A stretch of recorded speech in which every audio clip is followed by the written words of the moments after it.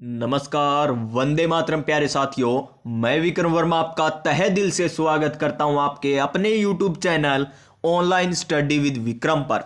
तो प्यारे साथियों, आप सभी स्वस्थ होंगे, मस्त होंगे और अपनी अपनी तैयारी में व्यस्त होंगे। जैसा कि आप सभी को पता होगा कि हम कर रहे हैं रेलवे एग्जाम 2024-25 की तैयारी बड़े ही शानदार तरीके से, बड़े ही जानदार तरीके से।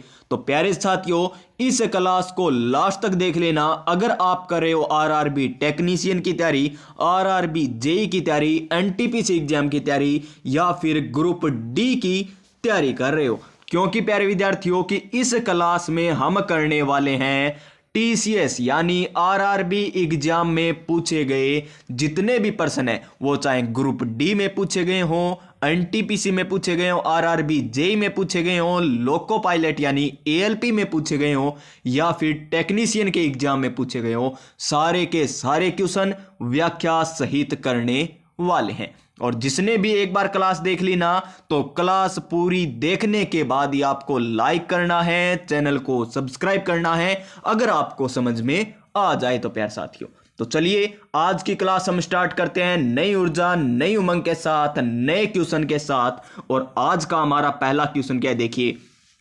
टॉपिक रहने वाला है प्रकाश का प्रकीर्णन। प्रकाश टॉपिक चल रहा था, जिसका दूसरी क्लास रहने वाली है, जिसमें प्रकाश का प्रकीर्णन हम पढ़ने वाले हैं। देखिए, इतना क्वेश्चन करवा दिया जाएगा, इसमें इतने क्वेश्चन करवा दिए जाएंगे कि एक टॉपिक इतने अच्छे तरीके से कंप्लीट हो जाएगा कि उससे बाहर क्वेश्चन पूछे जाने की संभावना न के बराबर है। और देखिए किस प्रकार क्वेश्चन रिपीट होते हैं ये भी आपको पता चलेगा।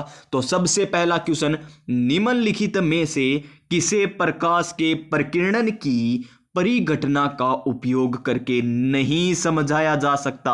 बस इसको ध्यान में रखना, नहीं पूछा है या पूछा क्या है ये हमें ध्यान रखना है। समझाया पूछा या नहीं समझाया, तो हमें पूछा गया नहीं। और यहां पर मैं एक बात आपको बता देता हूं, प्रकीर्णन जहां भी शब्द आ जाए वहां पर क्या आएगा, रंग जरूर आएगा, कुछ न कुछ रंग जरूर आएगा प्रकीर्णन में। यानी रंग से संबंधित कोई घटना होती है वो प्रकीर्णन मान लीजिएगा। जैसे देखिए, सूर्योदय के समय सूर्य का लाल होना, सूर्य कैसा है, लाल है, तो ये क्या हो गया, प्रकाश का प्रकीर्णन हो गया।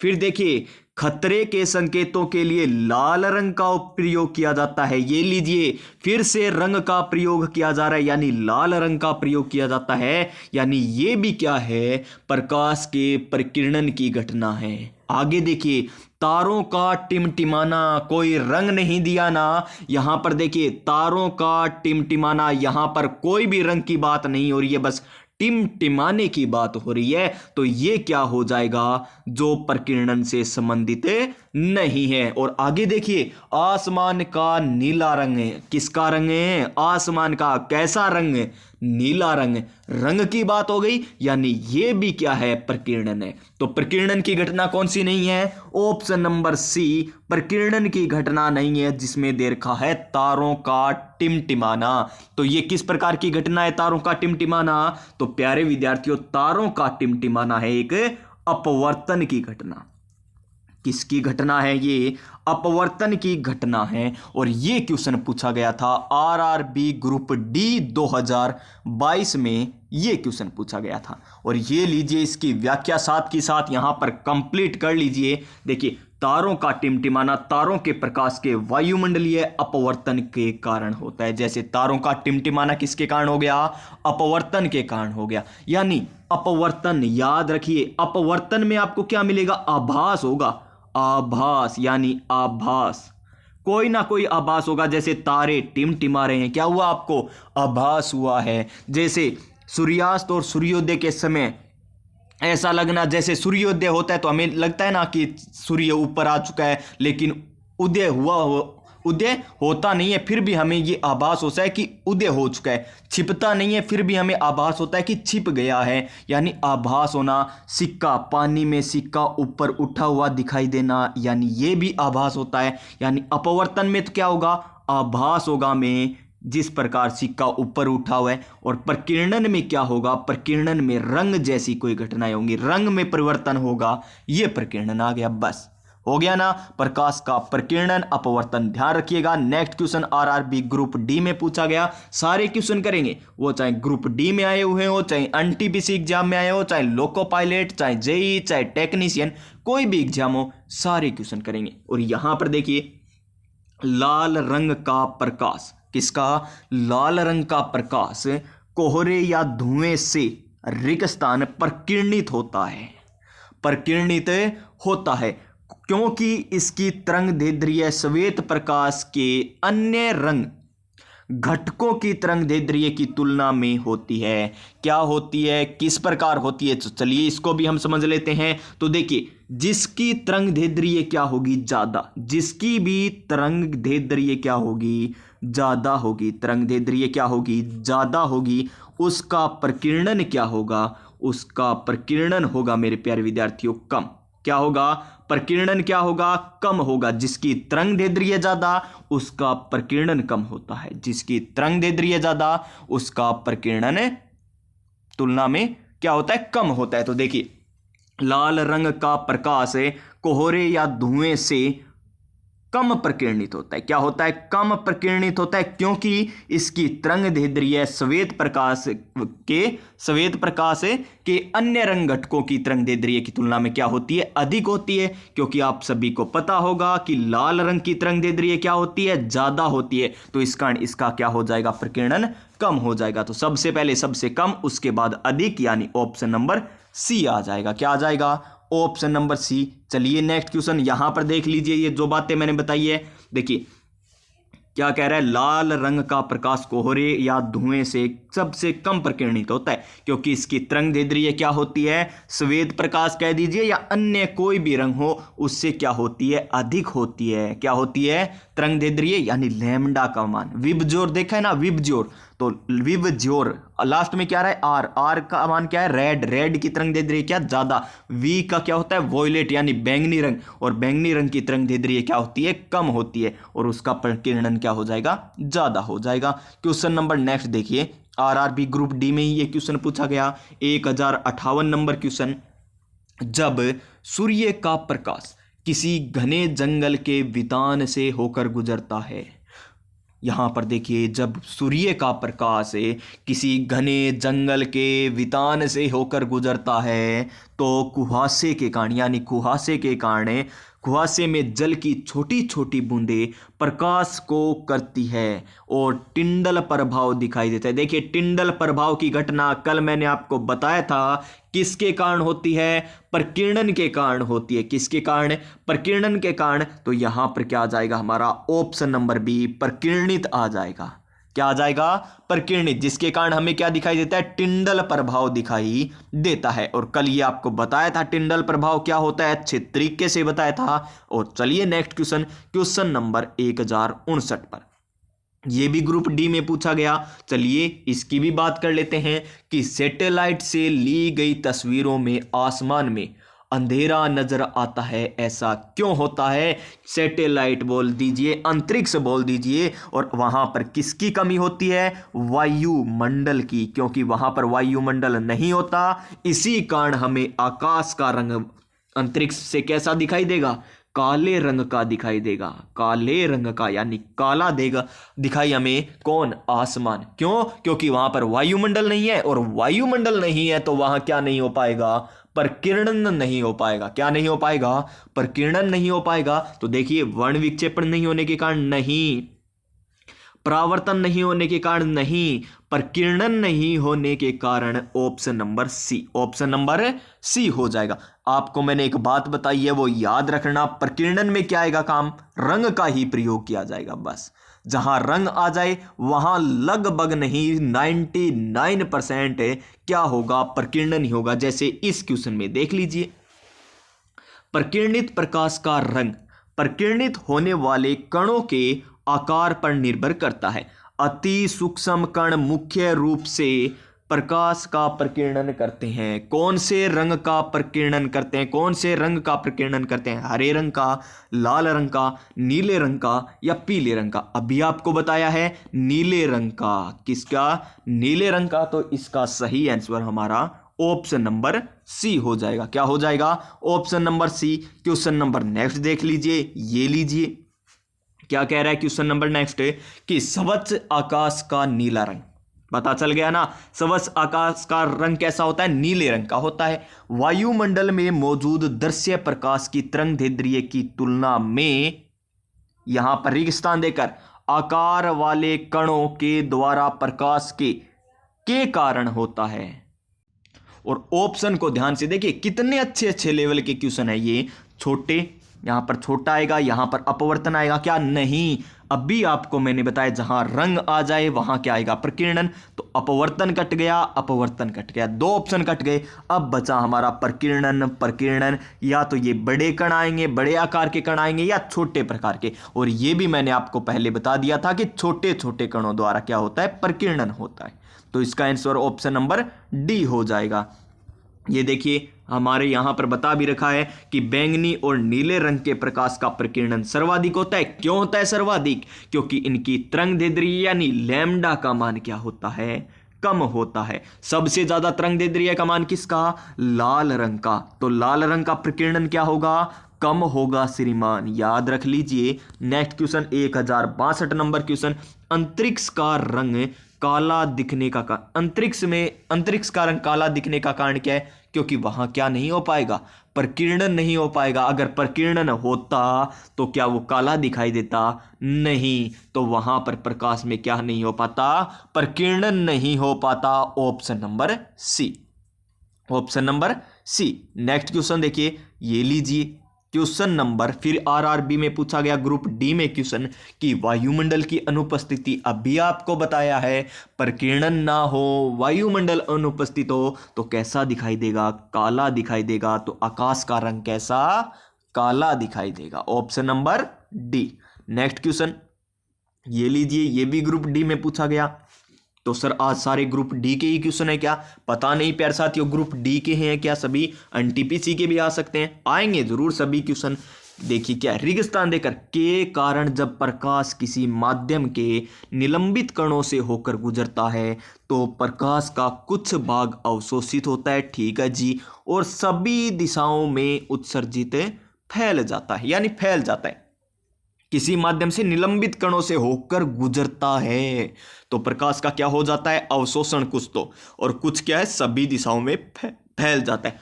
परावर्तन में होता है क्या? ऐसा नहीं होता। परावर्तन में क्या अपवर्तन में होता है? नहीं होता। क्या वर्ण विक्षेपण में? नहीं। तो इसका क्या आ जाएगा? हमारा ऑप्शन नंबर ए आ जाएगा सही आंसर, प्रकाश का प्रकीर्णन। नेक्स्ट क्वेश्चन देखिए, ये देखिए यहां पर रंग वाले फिर है।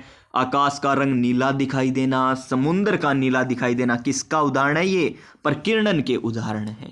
क्वेश्चन नंबर नेक्स्ट ये लीजिए, बड़ा ही शानदार और अच्छे लेवल का क्वेश्चन है, इंपॉर्टेंट क्वेश्चन। और क्वेश्चन देखिए कि निम्नलिखित में से प्रकाश के प्रकीर्णन के अनुप्रयोगों की पहचान कीजिए। जिसमें प्रकाश का क्या हुआ है? प्रकीर्णन हुआ है, वो बता दीजिए हमें। तो देखिए, खतरे के संकेतों का लाल होना। लाल होना क्या है? लाल होना यानी क्या है? इसमें प्रकीर्णन है। फिर देखिए, समय से पूर्व सूर्योदय और विलंबित सूर्यास्त।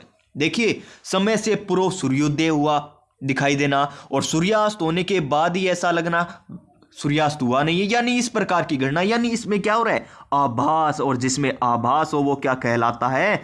अपवर्तन कहलाता है। क्या कहलाता है? अपवर्तन कहलाता है। क्या कहलाता है? अपवर्तन।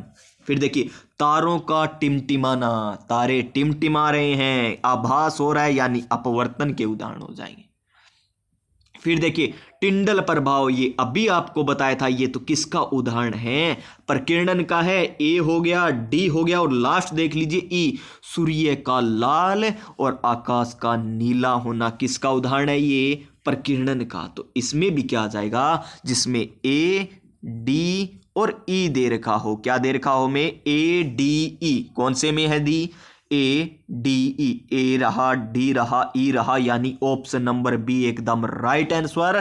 तो चलिए नेक्स्ट क्वेश्चन पर। नेक्स्ट क्वेश्चन ये लीजिए, गहरे समुद्र में, कहां पर? गहरे समुद्र में पानी का रंग नीला। देखिए नीला रंग की बात तो प्रकीर्णन की आ गई, यानी प्रकाश का प्रकीर्णन। ऑप्शन नंबर ए, एकदम रट लिया होगा अब तो आपने क्वेश्चन। ये प्रकीर्णन का कोई भी क्वेश्चन गलत नहीं होगा। देखिए यहाँ पर आकाश का नीला रंग दिखाई दे रहा है तो प्रकीर्णन हो गया। सूर्योदय और सूर्यास्त के समय सूर्य का रंग लाल दिखाई देना, ये तो प्रकीर्णन हो गया। लेकिन सूर्योदय और सूर्यास्त विलंबित है, और यहां पर देखिए, यहां पर तो क्या लाल रंग दिखाई देना तो किसका है, प्रकीर्णन का। और यहां पर देखिए क्या दे रखा है, समय से पूर्व सूर्योदय और विलंबित, ये तो आभास दिखा रहा है और वहां पर रंग की बात कर रहा है। रंग की बात करें तो क्या आ जाएगा, प्रकीर्णन, और आभास की बात करें तो क्या आ जाएगा, अपवर्तन आ जाएगा। नेक्स्ट क्वेश्चन देख लीजिए क्या है, 1067 नंबर क्वेश्चन आरआरबी एनटीपीसी के एग्जाम में पूछा गया क्वेश्चन है और सीबीटी फर्स्ट में। सीवी रमन के बारे में निम्नलिखित में से क्या गलत है। 1954 में इन्हें भारत रत्न से सम्मानित किया गया था। चलिए आपको कुछ नहीं पता, लेकिन यहां पर टीसीएस एक पॉइंट ऐसा देता है जिसमें सत्य असत्य पूछे जो आपको साफ दिखाई देता है। देखिए आपको यह भी नहीं पता होगा कि 1930 में नोबेल पुरस्कार मिला है, लेकिन आपको यह भी नहीं पता होगा कि तमिलनाडु, ये तो पता है, सभी को पता होगा तमिलनाडु में इनका जन्म हुआ, ये बात तो सही है। लेकिन यहां पर गौर से देखिए, नाइटहुड की उपाधि दी गई थी। क्या सीवी रमन को नाइटहुड की उपाधि दी गई थी, क्या नहीं दी गई थी। यानी 4 नंबर गलत है, बाकी का हमें पता नहीं। और हमें यही तो पूछा है कि गलत कौन सा है, क्या पूछा गया है, गलत कौन सा है। तो इसका सही आंसर हमारा ऑप्शन नंबर डी आ गया। और अब याद कर लीजिए, भारत रत्न तो कब मिला था, 1954 में। पूछा जा सकता है आगे, नोबेल पुरस्कार कब मिला, 1930 में। इनका जन्म कहां पर हुआ, तमिलनाडु में जन्म हुआ। और कब हुआ, 1888 में। 1888 में इनका जन्म हुआ था। ये लीजिए एक और पुरस्कार है, उसको भी याद रख लीजिए। 1930 में तो इन्हें नोबेल पुरस्कार, 1954 में इन्हें भारत रत्न, और 1957 में क्या मिला था, लेनिन शांति पुरस्कार प्रदान किया गया था। क्वेश्चन नंबर देखिए next, 1068 number RRB group D में पूछा गया कि बादलों का रंग सफेद। रंग की बात आ गई, सफेद हो चाहे नीला हो चाहे काला हो चाहे पीला हो, रंग की बात आ जाए तो क्या होगा, प्रकीर्णन होगा श्रीमान, ऑप्शन नंबर डी। ये तो मैंने आपको अच्छे तरीके से बता दिया। तो नेक्स्ट क्वेश्चन पर चलिए, चलते हैं नेक्स्ट क्वेश्चन। और ये इंपॉर्टेंट बात याद रख लीजिए, अच्छी बात है। जिस रंग की तरंगदैर्ध्य कम होगी, जैसे कम तरंगदैर्ध्य किसकी, बैंगनी, विबज्योर याद है ना, ये लीजिए विबज्योर आ गया, VIBGYOR, विबज्योर कह दीजिए, विबग्योर कह दीजिए, कोई कुछ कहता है कोई कुछ कहता है। या आप वो हिंदी में कहते हो ना, बेनी आहा पिनाला, बेनी आहा पिनाला। तो वी से वॉयलेट यानी बैंगनी रंग, आर से रेड, रेड माने लाल। तो इसकी तो तरंगदैर्ध्य क्या होगी, ज्यादा होगी, इसकी तरंगदैर्ध्य क्या होगी, कम होगी। और जिसकी तरंगदैर्ध्य कम होती है उसका रंग का प्रकीर्णन उतना ही ज्यादा होता है। तो वॉयलेट यानी बैंगनी कलर की क्या होगा, तरंगदैर्ध्य कम है तो इसका प्रकीर्णन क्या होगा, ज्यादा। ये बात कौन कह रहा है, रेले। रेले ने रेल बना दी। याद रखिएगा, जिस रंग की तरंगदैर्ध्य कम है उसका प्रकीर्णन उतना ही अधिक होगा। Important line, important question. Next question ये लीजिए, क्या कह रहा है, प्रकाश की एक पुंज। देखिए क्वेश्चन घुमाकर वही आ रहे हैं सभी में। ये आरआरबी एसएसई का एग्जाम है। और कब पूछा गया देख लीजिए, 2014 में पूछा गया। देखिए एक पुंज द्रव में तैरते कणों के टकराव के कारण होने वाले प्रकीर्णन, प्रकीर्णन की कौन सी घटना है इसमें, रमन है क्या, नहीं, टिंडल प्रभाव था, आपने पढ़ा था, option number B, option number B हो जाएगा। ये लीजिए कोई मुश्किल नहीं है। और छोटे छोटे निलंबित कण होते हैं। ये लीजिए, सूर्य के प्रकाश का प्रकीर्णन किसकी उपस्थिति के कारण होता है, किसकी उपस्थिति होनी चाहिए, वायुमंडल की उपस्थिति होनी चाहिए। अगर वायुमंडल उपस्थित नहीं है तो कैसा दिखाई देगा आकाश, काला दिखाई देगा। अंतरिक्ष में कैसा दिखाई देता है अंतरिक्ष, क्योंकि वहां पर वायुमंडल नहीं है तो काला दिखाई देता है। ऑप्शन नंबर बी हो जाएगा। नेक्स्ट क्वेश्चन ये लीजिए, अच्छा क्वेश्चन, वही क्वेश्चन ये एनटीपीसी में पूछ लिया। देखिए क्वेश्चन ऐसे ही आएंगे, रिपीट होंगे, बस समझ लीजिए आप। तो आकाश का नीला रंग, हमने क्वेश्चन नहीं पढ़ा फिर भी हम इसको कर देंगे। देखिए आकाश का नीला रंग, नीला रंग है, रंग की बात आ गई तो इसमें क्या होगा, प्रकीर्णन होगा। क्या होगा, प्रकीर्णन होगा जी। हमें अभी नहीं पता क्या पूछा है, लेकिन हम करते हैं। तारों का टिमटिमाना, तारे टिमटिमा रहे हैं, तारे क्या कर रहे हैं, टिमटिमा रहे हैं, तो इसमें क्या होगा, अपवर्तन होगा। क्या होगा, अपवर्तन। इंद्रधनुष, इंद्रधनुष में तो क्या होता है, पूर्ण आंतरिक परावर्तन, पूर्ण आंतरिक परावर्तन होता है। और सफेद प्रकाश का कांच के प्रिज्म से गुजरने पर विभिन्न रंगों में विभक्त हो जाना। देखिए प्रिज्म से गुजरेगा कोई प्रकाश और 7 रंगों में विभक्त हो जाता है, ये अलग हो गया। तो ऑप्शन नंबर ए हो जाएगा इसका सही आंसर। क्या हो जाएगा, option number A. Next question, आकाश का नीला रंग किसके कारण होता है जी। ये आप सभी को पता है, ये एनटीपीसी में और पूछ लिया गया, प्रकाश के प्रकीर्णन के कारण होता है। इसी प्रकार नेक्स्ट क्वेश्चन, आकाश का नीला रंग क्यों दिखाई देता है जी, कितनी बार आएगा, और ये आरआरबी जेई में आया है, देख लीजिए। आरआरबी जेई में यही क्वेश्चन, एनटीपीसी में, ग्रुप डी में क्यों होता है। देखिए नीले रंग को छोड़कर श्वेत प्रकाश के सभी रंग हवा के अणुओं का सर्वाधिक प्रकीर्णन करते हैं, नहीं ये बात गलत है। फिर देखिए श्वेत प्रकाश में एक और रह गया, क्या सभी रंगों में प्रकाश का सही अनुपात में होता है, गलत है।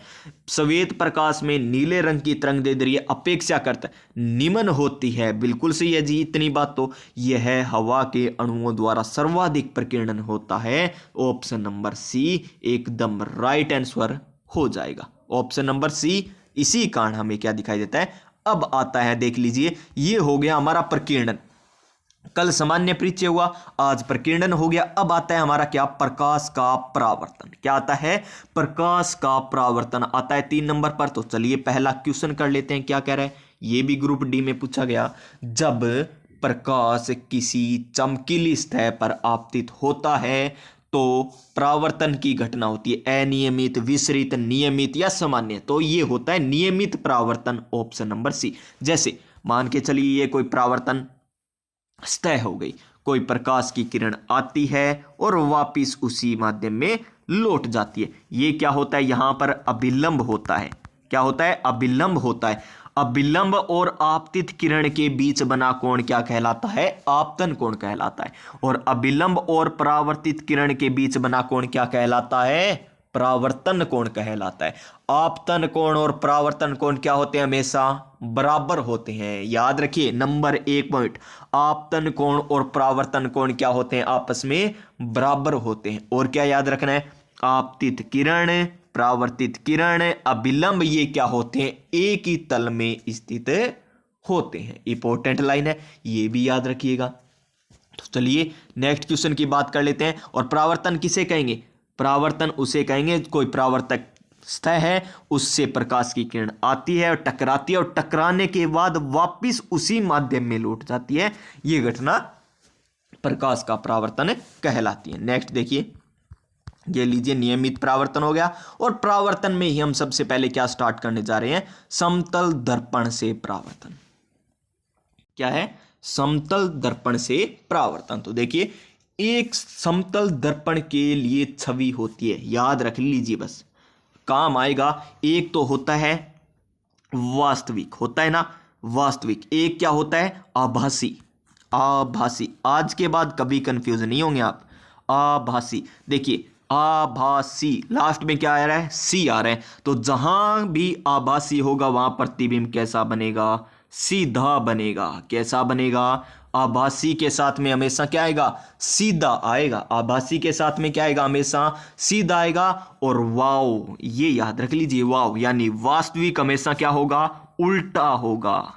वास्तविक हमेशा क्या होगा, उल्टा होगा। यानी जो वास्तविक प्रतिबिंब होगा वो उल्टा बनेगा, जो आभासी होगा वो सीधा बनेगा, ये याद रखिए। तो देखिए वाव सीधा दे रखा है, गलत हो गया। वाव सीधा दे रखा है, गलत हो गया। आभासी, सी से सीधा, ये अभी तक सही। आगे देखिए आभासी उल्टा, ये गलत हो गया। तो बचा एक ही ऑप्शन हमारा, ऑप्शन नंबर सी, यानी समतल दर्पण की छवि कैसी होती है, हमेशा याद रखिए आभासी होती है। कैसी होती है, आभासी। तो सी से आप याद रख सकते हो सीधा, आभासी और सीधी होती है। और वो भी कैसी, पार्श्व सीधी, यानी दायां भाग बायां, बायां भाग दायां हमें दिखाई देता है। ये कैसा उल्टा कैसे हो गया जी, वाव, यहां पर लगता है मुझे गलत हुआ है। अमरा क्वेश्चन देखते हैं प्यारे साथियों। इसका मेरे हिसाब से ऑप्शन नंबर सी आएगा, बिल्कुल सही है, सी ही आएगा, फिर भी मैं आपको बता दूंगा। नेक्स्ट क्वेश्चन देखिए, ये देखिए, ये बता देगा, वहां गलत हुआ है, वहां पर मिस प्रिंटिंग है। यहां पर देखिए, एक समतल दर्पण द्वारा बनाई गई छवि हमेशा कैसी होती है, आभासी और सीधी होती है, यानी क्या आना चाहिए, ऑप्शन नंबर बी आना चाहिए। तो यहां पर ऑप्शन नंबर बी दे रखा है, बिल्कुल सही है, ये लीजिए, ऑप्शन नंबर बी हो जाएगा। फिर देखिए इसी प्रकार एक और क्वेश्चन आया है ग्रुप डी में, एक समतल दर्पण द्वारा बनाई गई छवि की विशेषताएं कैसी है। देखिए आभासी आ गया तो सीधा आना चाहिए, या उल्टा आ रहा है, साथ में क्या आ रहा है, उल्टा भी आ रहा है, वाओ ठीक है, सीधा भी आ रहा है, ये साथ नहीं आएंगे। आभासी, उल्टी, सीधी, अलग आकार, अलग आकार होगा नहीं, यहां पर समान आकार, सीधी, पार्श्व तौर पर। ये देखिए यहां पर उल्टा कैसे दे रखा है, पार्श्व तौर, समान आकार, ठीक है, सीधा बनेगा और पार्श्व तौर पर उल्टा बनेगा, यानी दायां भाग बायां और बायां भाग कैसा दिखाई देगा आपको, दायां दिखाई देगा, इस प्रकार कह रहा है, यानी पार्श्व उल्टा बनेगा और आभासी होगा। ऑप्शन नंबर ए ही इसका राइट आंसर होगा। मैंने सोचा वैसे उल्टा दे रखा है, देखिए पार्श्व तौर पर उल्टा दे रखा है, यानी दायां बायां बायां दाएं, ये तो बात सही है, और सीधा बनेगा, आभासी बनेगा, समान आकार का बनेगा।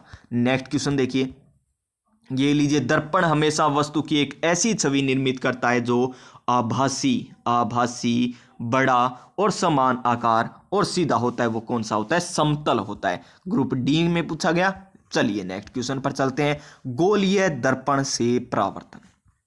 अब आ गया गोलीय दर्पण, और भी याद रख सकते हो आप, अगर आप समतल दर्पण में अपना पूर्ण प्रतिबिंब देखना चाहते हो, पूर्ण प्रतिबिंब देखना चाहते हो, तो दर्पण की ऊंचाई कितनी, दर्पण से दूरी आपकी कितनी होनी चाहिए, ये बातें भी आपको ध्यान में रखनी है। और पूर्ण जो पीछे जो दीवार होती है उसका पूरा प्रतिबिंब देखना चाहते हो तो दर्पण कितनी दूर होना चाहिए, कितनी ऊंचाई होनी चाहिए, ये भी आपको ध्यान में रखनी है प्यारे विद्यार्थियों। तो नेक्स्ट क्वेश्चन पर चलेंगे, गोलीय दर्पण से परावर्तन, और पहला ही आ गया हमारा न्यूमेरिकल, और न्यूमेरिकल आ गया तो चलिए इस न्यूमेरिकल को भी करते हैं। किसी अवतल दर्पण, अवतल दर्पण, ये लीजिए अवतल दर्पण बना दिया हमने, अवतल दर्पण, कोई यहाँ पर क्या है, मुख्य अक्ष आ गई, यहाँ पर वक्रता क्या आ गई, वक्रता केंद्र हो गया, और यहाँ पर क्या हो गई, फोकस दूरी, इस प्रकार ही होती है ना। तो चलिए ये देखिए, किसी अवतल दर्पण की वक्रता त्रिज्या कितनी देर की, हमें 12 सेंटीमीटर है।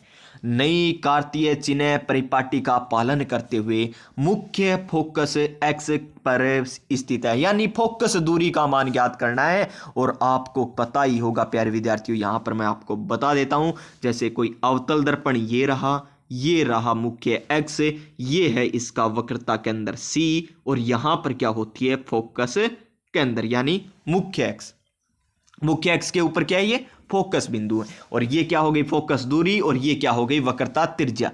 तो वक्रता त्रिज्या, वक्रता त्रिज्या बराबर क्या होती है, वक्रता त्रिज्या किसके बराबर होती है, ये 2 गुणा फोकस दूरी के बराबर होती है, फोकस दूरी के बराबर होती है। हमें वक्रता त्रिज्या दे रखी है, कितनी दे रखी है, वक्रता त्रिज्या 12 दे रखी है, कितनी दे रखी है, 12 सेंटीमीटर दे रखी है। तो 12 सेंटीमीटर बराबर 2 इंटू में फोकस दूरी, 2 से काटेंगे 6 आ जाएगा, यानी अप का मान कितना आ जाएगा, 6 सेंटीमीटर।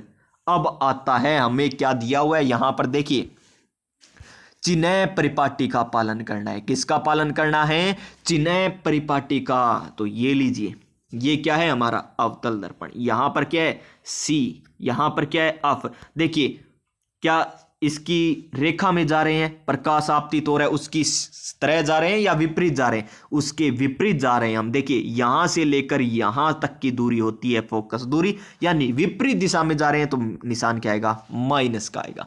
तो यहां पर माइनस के 6 सेंटीमीटर इसका आंसर आ जाएगा, ऑप्शन नंबर ए। ये लीजिए, दर्पण की फोकस दूरी बराबर वक्रता त्रिज्या बटा में 2 होती है, 12/2 यानी 6 सेंटीमीटर। और आप सभी को पता ही होगा कि अवतल दर्पण की फोकस दूरी हमेशा क्या होती है, ऋणात्मक होती है। तो अफ बराबर क्या आ जाएगा, -6 सेंटीमीटर आ जाएगा। क्वेश्चन नंबर नेक्स्ट देखिए, ये भी ग्रुप डी में पूछा गया। देखिए अच्छे क्वेश्चन पूछे गए ग्रुप डी में। किसी अवतल दर्पण का फोकस इसके ध्रुव से 16 सेंटीमीटर है की दूरी पर स्थित है, तो इसका वक्रता केंद्र ध्रुव से कितनी दूरी पर होगा। आसान सा क्वेश्चन है, कोई मुश्किल नहीं। अभी आपको बताया था फोकस दूरी बराबर क्या होता है, वक्रता त्रिज्या बटा में क्या होता है, 2 होता है। तो हमें फोकस दूरी 16 दे रखी है, तो 16 की 2 से गुणा करा देंगे तो 32 सेंटीमीटर आंसर आ जाएगा। ऑप्शन नंबर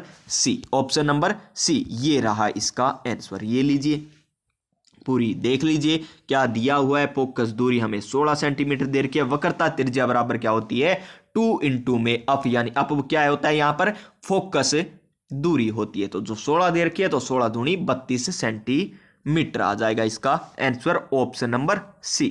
तो ये थे प्यारे साथियों आज के इंपॉर्टेंट क्वेश्चन। तो आज की क्लास आपको किस प्रकार लगी? अगर आज की क्लास आपको अच्छी लगी हो तो क्लास को लाइक कीजिएगा, दोस्तों के पास शेयर कीजिएगा, और चैनल पर पहली बार आए और समझ में आ गई हो क्लास में पढ़ाया हुआ जो भी, तो चैनल को सब्सक्राइब करके पास में जो बेल आइकन है उसे जरूर दबा लीजिएगा, ताकि आने वाली प्रत्येक क्लास का नोटिफिकेशन आपको मिल सके। तो प्यारे साथियों सभी स्वस्थ रहिए, मस्त रहिए और अपनी अपनी तैयारी में व्यस्त रहिए। मिलते हैं नेक्स्ट क्लास में नई ऊर्जा नई उमंग के साथ, नए क्वेश्चनों के साथ। तब तक जय हिंद, जय भारत।